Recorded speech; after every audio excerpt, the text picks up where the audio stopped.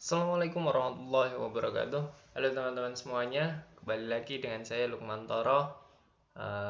Pada kesempatan kali ini belajar tentang tarikh atau sejarah Islam. Pada bab 1 ini kita akan membahas tentang perkembangan Islam pada masa kejayaan.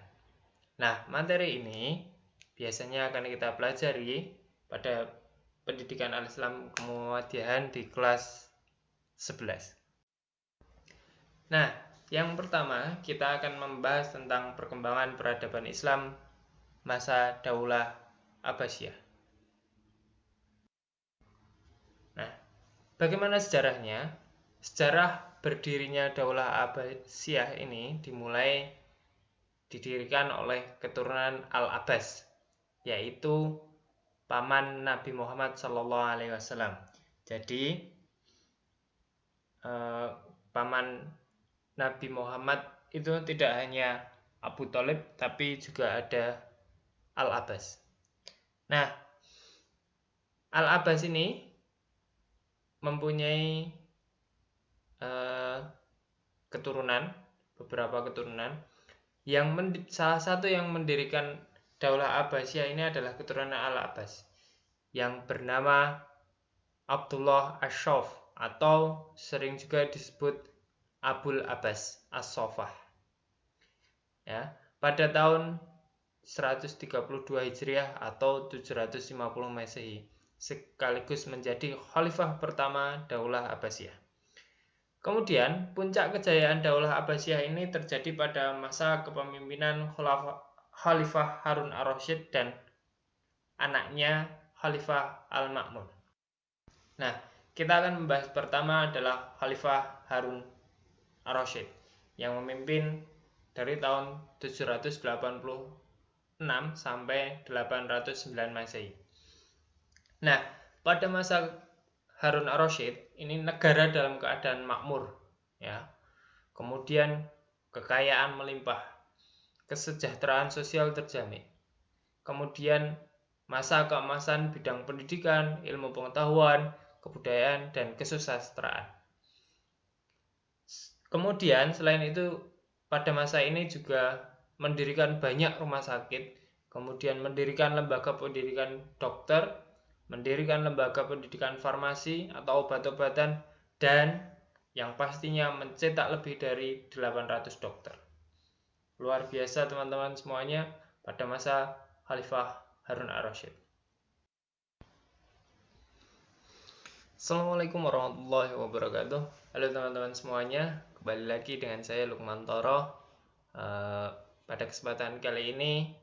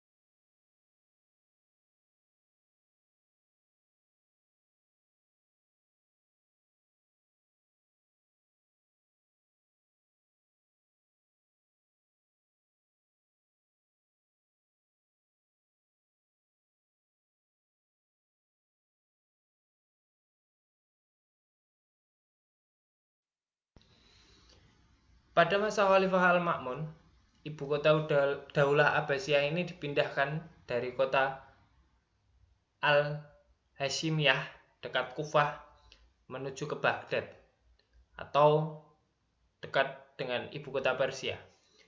Hal ini dilakukan untuk menjaga stabilitas negara.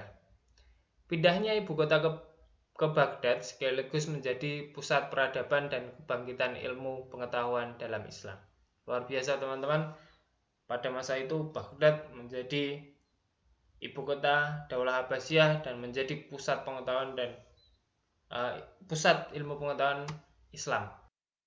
Selanjutnya, peran Daulah Abbasiyah dalam berbagai bidang. Karena cukup pesatnya ilmu pengetahuan, maka Daulah Abbasiyah memiliki berbagai macam peran yang luar biasa, khususnya dalam Islam. Yang pertama, bidang agama. Ini ada ilmu fikih. Tokoh dalam ilmu fikih ini ada Imam Abu Hanifah, yaitu pendiri mazhab Hanafi. Kemudian yang kedua ada Imam Malik atau pendiri mazhab Maliki. Yang ketiga Imam Syafi'i, pendiri mazhab Syafi'i. Dan yang keempat ada Imam Ahmad bin Hanbal atau pendiri mazhab Hanbali. Selanjutnya ada ilmu tafsir atau penerjemah, khususnya dalam hal Al-Quran, yaitu ada Ibnu Jarir At-Tabari dengan tafsirnya Al-Quranul Azim. Dan yang kedua ada Abu Muslim Muhammad bin Bahar Isfahani dengan tafsirnya yang berjumlah 14 jilid. Dalam bidang ilmu hadis ada beberapa tokoh yang luar biasa yang sampai saat ini kita kenal. Yang pertama ada Imam Bukhari, yaitu tentang kitab Sahih Bukhari yang sering kita dengar ketika dalam hadis dituliskan hadis riwayat Bukhari. Maka ini pada masa Daulah Abbasiyah. Selanjutnya ada Imam Muslim, yaitu kitab Sahih Muslim. Yang ketiga Abu Daud dengan kitabnya Sunan Abu Daud. Yang keempat Ibnu Majah dengan kitab Sunan Ibnu Majah. Dan yang kelima At-Tirmizi dengan kitabnya Tirmizi. Nah, ketika kita mendengar hadis riwayat Bukhari, Muslim, Abu Daud, Ibnu Majah, Tirmizi, maka ini semua adalah hasil dari ilmu pengetahuan pada masa Daulah Abbasiyah. Sungguh luar biasa teman-teman apa yang diwariskan oleh Daulah Abbasiyah. Selanjutnya, dalam ilmu kalam atau sering kita sebutnya ketuhanan, ilmu ketuhanan, maka kita akan menemukan tokoh yang bernama Imam Abul Hasan dan Imam Abu Mansur Al-Maturidi. Atau dalam ilmu kalam sendiri, ini beberapa tokoh ini adalah tokoh dari Asy'ariyah. Kemudian yang kedua ada Wasil bin Atha Al-Jubai dan Abul Huzai Al-Alaf. Beberapa orang ini adalah tokoh pergerakan Mu'tazilah. Ini juga membahas tentang ilmu kalam. Sedangkan dalam ilmu bahasa ada beberapa hal. Yang pertama adalah berkembang ilmu nahwu, ilmu shorof, ilmu bayan, ilmu badi, dan arud. Kemudian selanjutnya ada bahasa Arab digunakan sebagai bahasa ilmu pengetahuan. Yang ketiga, Imam Sibawaih, karyanya yang terdiri dari 2 jilid. Selanjutnya ada Abu Zakaria Al-Faro, kitab Nahwu. Ya, beliau menciptakan karya kitab Nahwu. Kemudian ada Al-Qiyasi. Selanjutnya, dalam bidang umum, ini terbagi juga menjadi beberapa kelompok. Yang pertama, filsafat. Nah, filsafat ini adalah ilmu atau sumber segala ilmu, pengetahuan, tentang pengetahuan, dan penyelidikan dengan akal budi. Jadi kita diminta untuk terus berpikir mengenai ilmu pengetahuan. Dalam bidang filsafat, ini ada beberapa tokoh. Yang pertama ada Abu Ishaq Al-Kindi, atau sering kita sebutnya kalau pada masa saat ini adalah Al-Kindi. Beliau menulis buku filsafat, kemudian logika astronomi, kedokteran, dan lain-lain. Kemudian Abu Nasir Al-Farabi, atau diberi gelar guru kedua ilmu filsafat setelah Aristoteles. Jadi ilmu filsafat ini kalau dalam dunia barat kita kenal Aristoteles, maka dalam Islam ada dua juga guru yang cukup terkenal, namanya Abu Nasir Al-Farabi. Kemudian Ibnu Sina. Ibnu Sina ini selain dalam bidang kedokteran, dia juga mahir dalam bidang filsafat. Kemudian dalam atau menurut orang-orang Yunani, ini sering disebutnya Avicenna. Ya. Jadi nama lain dari Ibnu Sina, kalau orang-orang Yunani menyebutnya Avicenna. Karyanya berjudul Al-Shifa yang terdiri dari 18 jilid. Kemudian ada Ibnu Bajjah. Kemudian Ibnu Tufail dengan novel Nai bin Yaqzan. Kemudian ada Ibnu Rushd. Nah, bagaimana sejarahnya? Sejarah berdirinya Daulah Abbasiyah ini didirikan oleh keturunan Al-Abbas, yaitu paman Nabi Muhammad SAW. Jadi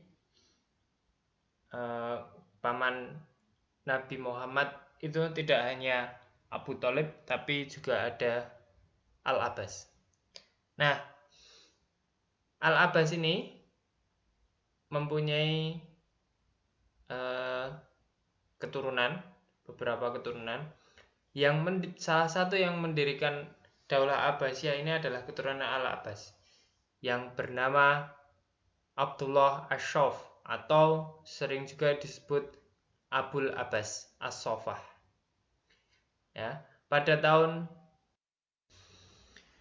dalam ilmu farmasi ada tokoh yang cukup luar biasa, namanya Ibnu Baitar dengan karya Al-Mughni, atau berisi tentang obat-obatan, kemudian Jami' al-Mufradat al-Adawiyah, berisi tentang obat-obatan dan makanan bergizi.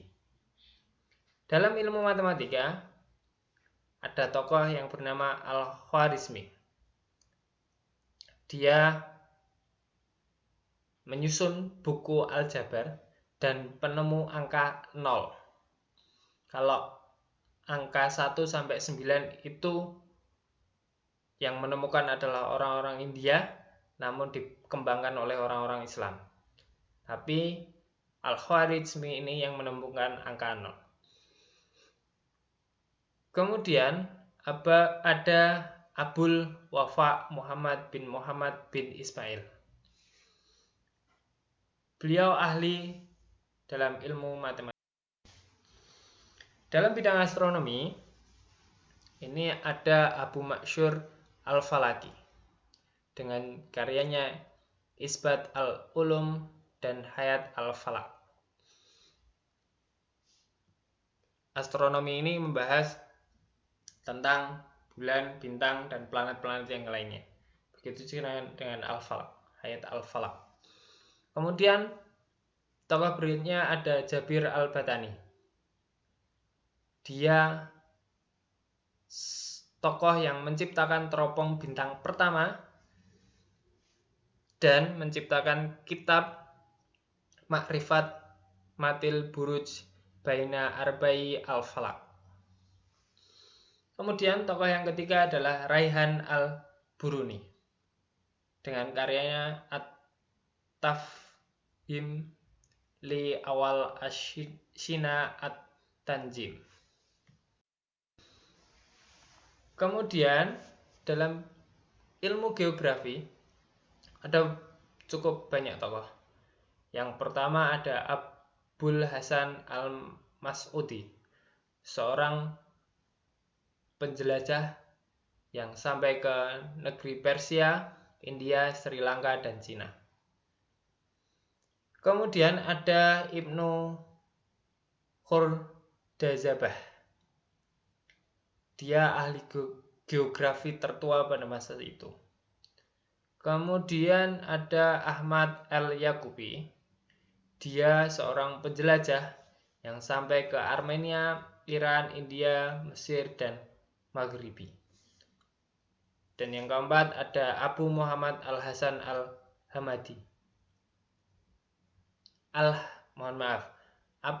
Abu Muhammad al-Hasan al-Hamadani dengan karyanya Sifatul Jazirah al-Arab, menceritakan tentang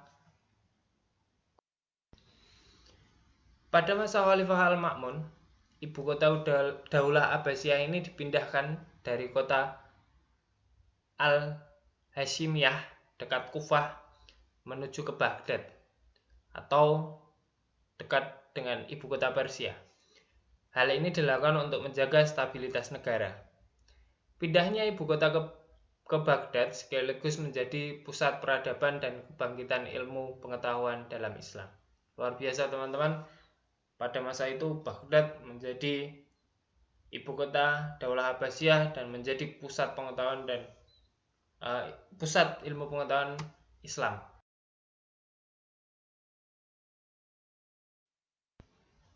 Dalam ilmu sastra, ini ada tokoh yang cukup terkenal.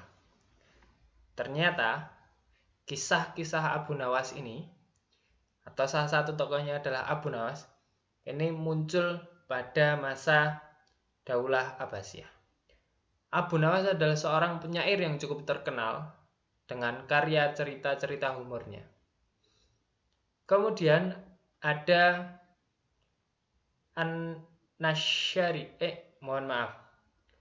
ada tokoh bernama An-Nasyashi.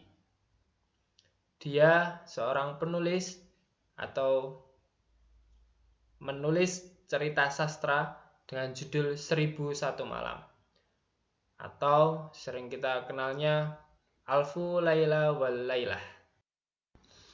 Nah, itulah pada masa kejayaan Daulah Bani Abbasiyah. Kemudian setelah berjalan cukup lama, kurang lebih ada 300 tahun, maka posisi Daulah Abbasiyah ini mengalami beberapa kemunduran. Beberapa faktor yang mempengaruhi kemunduran Daulah Abbasiyah ini, yang pertama karena persaingan antar bangsa, karena Daulah Abbasiyah bersekutu dengan orang-orang Persia hingga akhir, ya. Maka inilah salah satu yang menyebabkan kenapa Daulah Abbasiyah perlahan mengalami kemunduran. Kemudian yang kedua, karena kemerosotan ekonomi. Karena kondisi negara yang mengalami terus kemunduran, karena adanya persaingan antara Daulah Abbasiyah dengan orang-orang Persia yang saling bersekutu, maka kondisi negaranya mengalami kemunduran dan pendapatan negara pun juga mengalami penurunan. Selanjutnya karena konflik keagamaan. Ini menjadi salah satu faktornya, karena sulit mempersatukan berbagai paham keagamaan yang ada. Jadi, pada masa Daulah Abbasiyah, kondisi masyarakat khususnya di Baghdad tidak seluruhnya orang-orang Muslim, namun ada dari berbagai banyak agama atau golongan.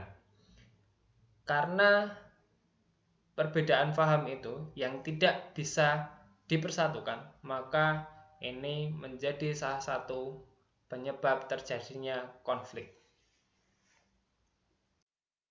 Kemudian yang keempat adalah terjadinya perang salib.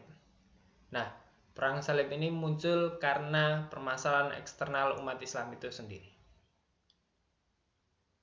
Kemudian yang kelima adalah karena serangan bangsa Mongol pada tahun 1258 Masehi, menyebabkan Daulah Abbasiyah menyerah.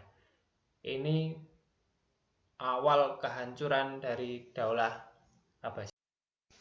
Selanjutnya, dalam ilmu kalam atau sering kita sebutnya ketuhanan, ilmu ketuhanan, maka kita akan menemukan tokoh yang bernama Imam Abul Hasan dan Imam Abu Mansur al-Maturidi. Atau dalam ilmu kalam sendiri, ini beberapa tokoh ini adalah tokoh dari Asy'ariyah. Kemudian yang kedua ada Wasil bin Atha al-Jubai dan Abul Huzai al-Alaf. Beberapa orang ini adalah tokoh pergerakan Mu'tazilah. Ini juga membahas tentang ilmu kalam.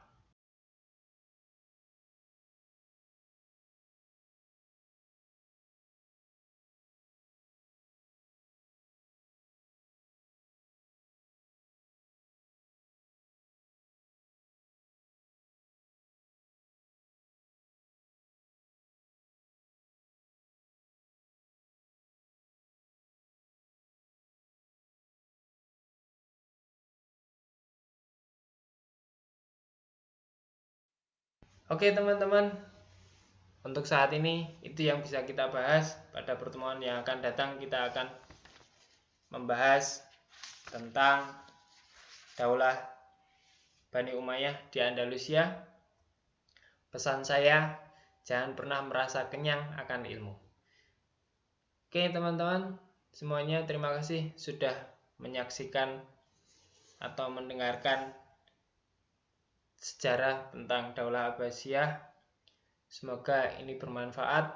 Jangan lupa teman-teman untuk like dan subscribe video ini, dan silahkan share bila kalian merasa video ini bermanfaat untuk diri kalian dan teman-teman yang lainnya. Oke, tetap jaga kesehatan, tetap terus berdoa, jangan pernah tinggalkan sholat, dan tetap terus melaksanakan ibadah. Oke, sampai ketemu pertemuan yang akan datang teman-teman, dan kita tunggu video berikutnya. Assalamualaikum warahmatullahi wabarakatuh.